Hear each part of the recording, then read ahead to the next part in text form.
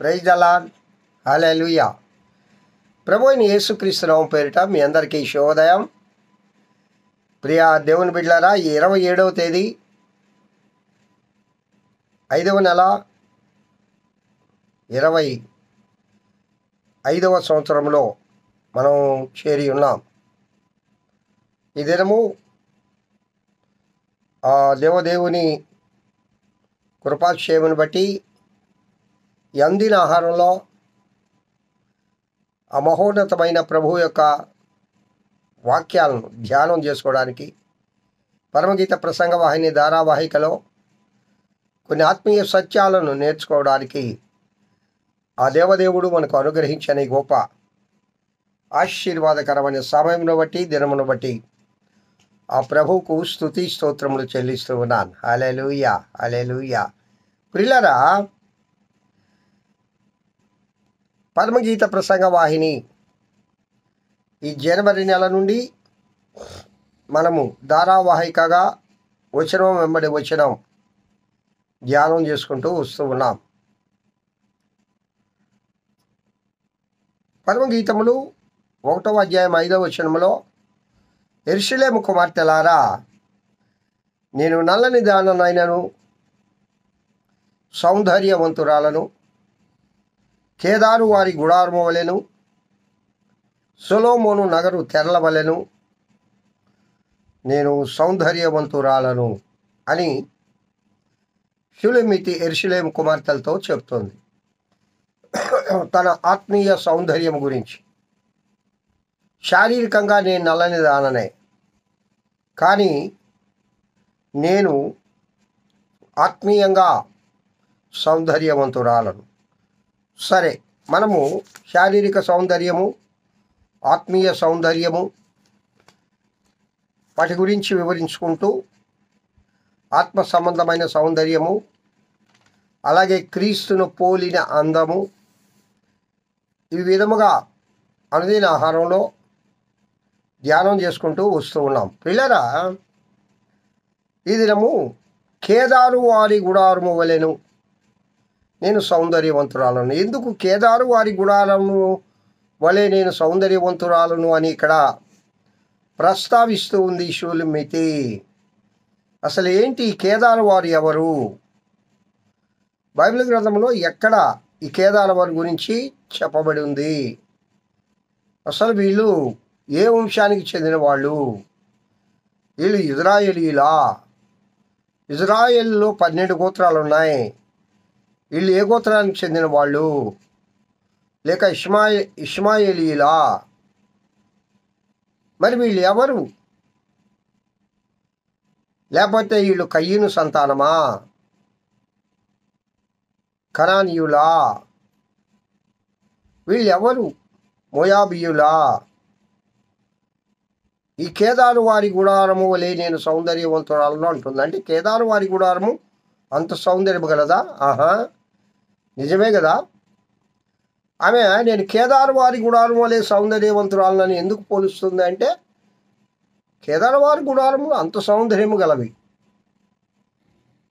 అంత చక్కగా వాళ్ళు గుడారాలు కట్టేవాళ్ళు. అసలు గుడారాల నీడల్లో కేదారు వారు చాలా స్పెషాలిటీ అండి. ఇప్పుడు మనం చీరల గురించి చూసినప్పుడు వెంకటగిరి చీరలు అంటే ఒక ప్రత్యేకత ఉంది.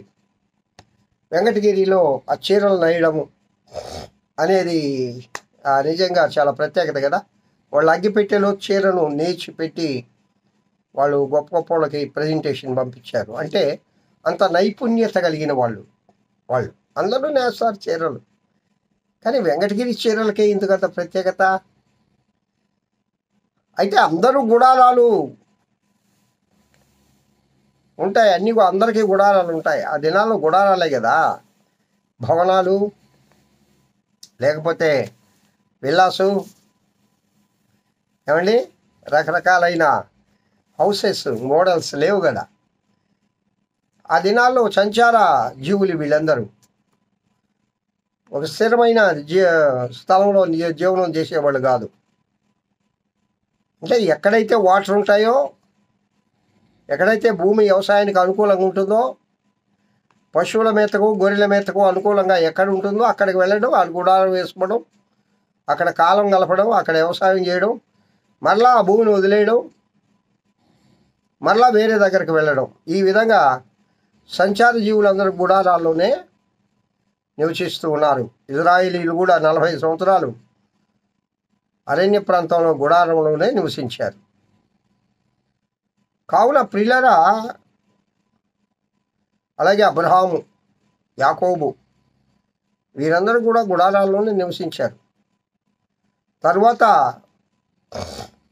వీరు పాలు తేనెలు కారే ఆ దేశానికి వెళ్ళిన తర్వాత ఇజ్రాయేలీలు వాళ్ళ గోత్రాల ప్రకారం దాన్ని పంచుకున్న తర్వాత స్థలాన్ని అక్కడ వాళ్ళు స్థిరమైన ఇళ్ళు కట్టుకున్నారు.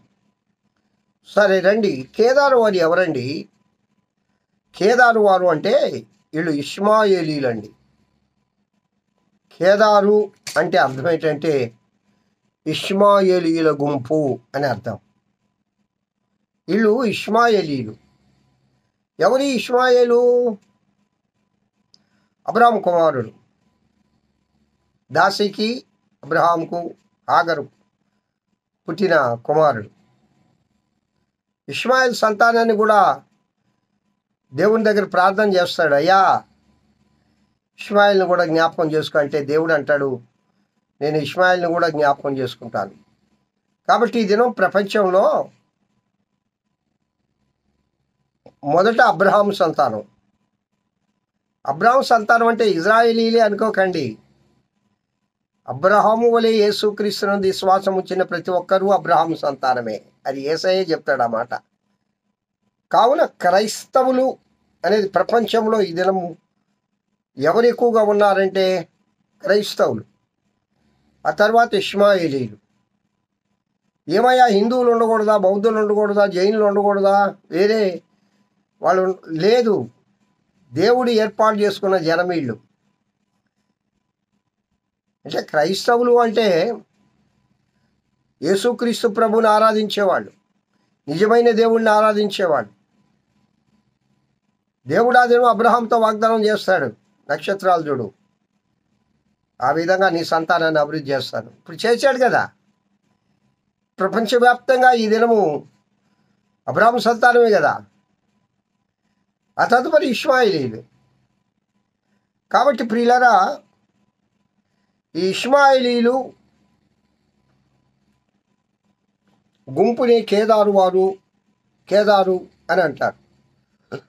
సంకీర్తన 120వ సంకీర్తన 5వ చరణంలో, అయ్యో నేను మెష్కలో పరదేశినై ఉన్నాను, కేదారు గుడారము యొద్ద కాపురం ఉన్నాను అని అంటాడు ఇక్కడ కీర్తనకారుడు. అయ్యో నేను మెష్కలో పరదేశినై ఉన్నాను. పరదేశంలో ఉన్నాడు ఈయన. కేదారు వారు గుడారం మీద కాపురం ఉన్నాను అంటే కేదారు వారన్నా కూడా పరదేశులే కదా ఇజ్రాయేలీలకు. అలాగే యెషయా గ్రంథం 21వ అధ్యాయం 16-17 వచనాల్లో, ప్రభువు నాకు సెలవిచ్చి ఉన్నాడు, కూలి ఇంచునట్లుగా 1 ఏడాదిలోనే కేదారు ప్రభావమంతయు నశించిపోవును.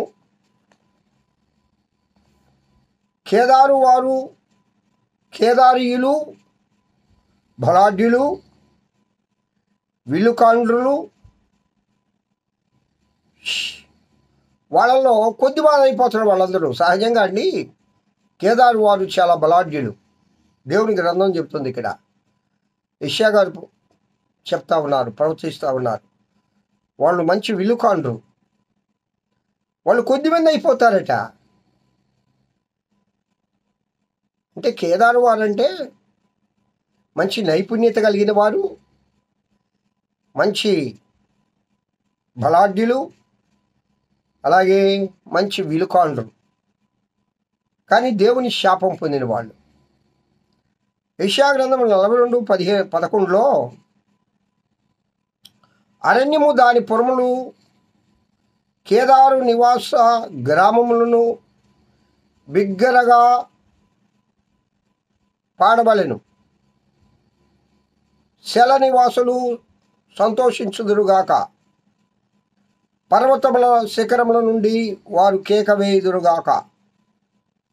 ఇక్కడ అరణ్యమును దాని పురములను, కేదారు నివాస గ్రామములను బిగ్గరగా పాడవలెను. దేవుడు అందరినీ ప్రేమిస్తాడండి. అందుకే ఇక్కడ ఒక గొప్ప మాట, యేసుక్రీస్తు ప్రభువు, యేసుక్రీస్తు అందరికీ ప్రభు. మరి కేదారు వారు వీళ్ళు ఇష్మాయిలీలు కదా, ఎందుకు వీళ్ళు సంతోషించాలి అంటున్నాడు? అరణ్యపురాల్లో నివసించే వాళ్ళు, గ్రామాల్లో నివసించే వాళ్ళు ఎందుకు సంతోషించాలి? పర్వతాల శిఖరముల నుండి వాళ్ళు కేక వేయాలి. ఎందుకు ఆ సంతోషగానాలు, ఆ కేకలు? దేవుడు ఎవరిని కూడా వదిలిపెట్టాడండి. ఎందుకనగా ఈ లోకంలో మానవులందరూ దైవ స్వరూపులే. హల్లెలూయా! మానవులందరూ దైవ స్వరూపులే. అలాగే యెషయా గ్రంథం 60వ అధ్యాయం 7 యెషయా గారు ఈ కేదారు వారి గురించి చాలాసార్లు ప్రస్తావించాడు. నీ కొరకు కేదారు గొర్రె మందలన్నీ కూడా కొనును, నెబాయోతు పొట్టేళ్ళు నీ పరిచర్యకు ఉపయోగములగును అని, అవి నా బలిపీఠం మీద అంగీకారములగును. ఏమండి, కేదారు వారి గొర్రెలు కూడా దేవుని బలిపీఠం మీద బలివ్వడానికి దేవుడు అంగీకరిస్తాడట. అంటే దేవుడు ఎవరిని త్రోసివేయడు. అంటే ఇక్కడ ఇష్మాయిలీలను దేవుడు త్రోసివేయలేదు. ఒక ఆశ్చర్యకరమైన విషయం చెప్పనా, ఇదేనో ప్రపంచంలో ఈ ఇష్మాయిలీ ఎంత గొప్ప స్థాయిలో ఉన్నారండి. ఆయిల్ అంతా వాళ్ళ దగ్గరే ఉంది కదా, పెట్రోలియం ఉత్పత్తులన్నీ వాళ్ళే కదా ప్రపంచంలో. సౌదీ అరేబియా ఆ ప్రాంతాలు వెళ్ళండి, అవన్నీ ఏంటి అనుకుంటున్నారు? ఆ ప్రాంతాలన్నీ దేవుడు కనాను ప్రాంతం, అదేనో ఇజ్రాయిల్కు పంచి ఇచ్చాడు. అది ఎడారి, నీళ్ళు లేవు. అందరూ అనుకున్నారు అక్కడ వాళ్ళు ఎందుకు పనికిరారని, కానీ దేవుడు ఆశీర్వదించిన స్థలం అది, దేవుని బిడ్డలు నివసించిన స్థలం అది. మరి ఈరోజు అక్కడ బంగారం పడుతుంది. కావున ప్రియులారా, దేవుడు ఎవ్వరిని కూడా విడిచిపెట్టాడు. సరే, మన శూలిమత్తమ్మ కాడికి వస్తాం. అమ్మా, ఎందుకు నువ్వు కేదారు వారి గుడారం వలె నేను సౌందర్యవంతులను అన్నావంటే, అవునండి, కేదారు వారు గుడారములు చాలా నైపుణ్యంగా, చాలా చక్కగా, చాలా సౌందర్యవంతంగా చేస్తారు. నేను కేదారు వారి గుడారం వలె సౌందర్యవంతురాలను. అది ఒకటే కాదు, ఇక్కడ ఆత్మీయ రహస్యం చెప్పనా, కేదారు వారిని కూడా దేవుడు ప్రేమించాడు. కేదారు వారు కూడా అబ్రహాము సంతానమే. కేదారు వారిని దేవుడు త్రోసివేయలేదు. కాబట్టి నన్ను కూడా నా ప్రభు త్రోసివేయడు. నా ప్రభు నన్ను కూడా ప్రేమిస్తాడు. నేను నా ప్రభు యొక్క ప్రేమను, నా ప్రియుడి ప్రేమకు నేను బద్ధురాలను. నా ప్రియుడు నన్ను ప్రేమిస్తూ ఉన్నాడు. కాబట్టి నేను కేదారు వారి గుడారములే సౌందర్యవంతురాలను. నా సౌందర్యము నా ప్రియుడు కోరి ఉన్నాడు, నన్ను త్రోసివేయడు. నేను కేదారు వారిని దేవుడు త్రోసివేయలేదు కదా, ఇష్మాయిలీల గుంపును దేవుడు త్రోసివేయలేదు కదా, నన్ను కూడా త్రోసివేయడు. నన్ను కూడా ప్రేమిస్తాడు. నా ప్రియుడు ప్రేమామయుడు, కృపామయుడు, దయామయుడు. ఆయన ప్రేమకు నేను బద్ధురాలను అని ఇక్కడ షూలిమితి చెబుతోంది ప్రియులారా. కాబట్టి ప్రియ దేవుని బిడ్డలారా, మన యేసయ్య ఎలాంటి వాడంటే ఎవరిని కూడా ఆయన త్రోసివేసే దేవుడు కాదు. ఆయన అందరినీ ప్రేమించే దేవుడు. ఏమండి, ఆయన అందరినీ ప్రేమించే దేవుడు. ఆయన ప్రేమకు నువ్వు పాత్రురాలు అయ్యావా? ఆయన ప్రేమకు నువ్వు పాత్రుడు అయ్యావా? ఆయన ప్రేమను నువ్వు గుర్తెరుగుతూ ఉన్నావా? ఆయన ప్రేమను పొందుతున్నావా? ఆయన ప్రేమను అనుభవిస్తున్నావా? ఆయన ప్రేమలో కొనసాగుతున్నావా? ఆయన ప్రేమ కలిగి జీవిస్తూ ఉన్నావా? దేవుని ప్రేమను రుచి చూసావా? ఆ యేసయ్య ప్రేమను ఇతరులకు నువ్వు పంచిపెట్టగలుగుతూ ఉన్నావా? ఏ విధంగా నువ్వు జీవిస్తూ ఉన్నావో ఓసారి మనల్ని మనం పరిశీలన చేసుకొని మన ప్రభు అయిన యేసుక్రీస్తు ప్రేమకు బద్ధులమై ఈ లోకములో జీవించదుము గాక. హల్లెలూయా. దేవుడి వాక్యం దీవించను గాక. ప్రార్థన చేసుకుందాం. మహోన్నతుడా స్తోత్రం. వాక్యం వింటున్న బిడ్డలందరినీ దీవించి ఆశీర్వదించమని యేసు నామమున పేరిట వేడుకొంచున్నాను తండ్రి. ఆమేన్. తండ్రి అయిన దేవుని నుండి కుమారుడైన యేసుక్రీస్తు నుండి పరిశుద్ధాత్మన్యుని నిత్య సహవాసం వాక్యం వింటున్న బిడ్డలందరికీ, సర్వలోక పరిశుద్ధులకు, సార్వత్రిక సంఘానికి ఇప్పుడు ఎల్లప్పుడు సదాకాలం తోడు నడిపింపబడును గాక. Amen. Amen. Praise the Lord. Have a good day. ఈ దినమంతా ఆ దేవదేవుని కృపాక్షేమములే మీ వెంట వచ్చునుగాక. హల్లెలూయా. స్తోత్రం.